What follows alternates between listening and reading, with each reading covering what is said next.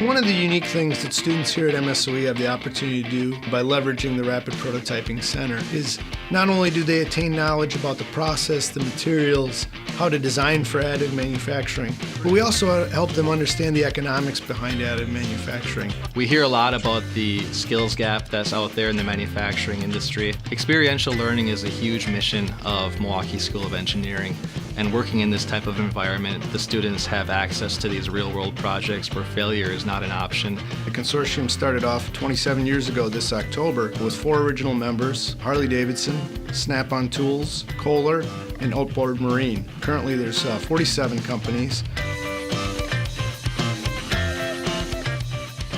Beta testing the F370 with TPU 92A has been a great opportunity for our consortium. What it allows us is the opportunity to have early access to new technologies and to provide that access to our consortium members. The TPU 92A is really the definition of a good elastomer.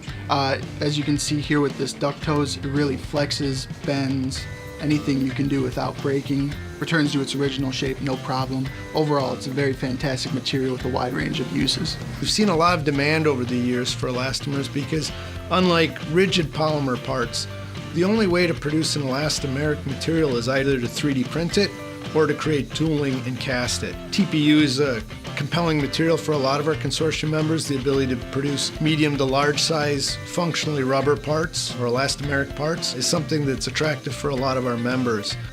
We had an experience shortly after we installed our F370 with the TPU 92A. We were struggling with a part on one of our open source printers and said, well, we have this new Stratasys machine, let's put it on there and see what happens, see if Stratasys can build it. The part was built completely fine first try, and what was really eye-opening is the fact that it printed at 4 times the speed of the competitive printer.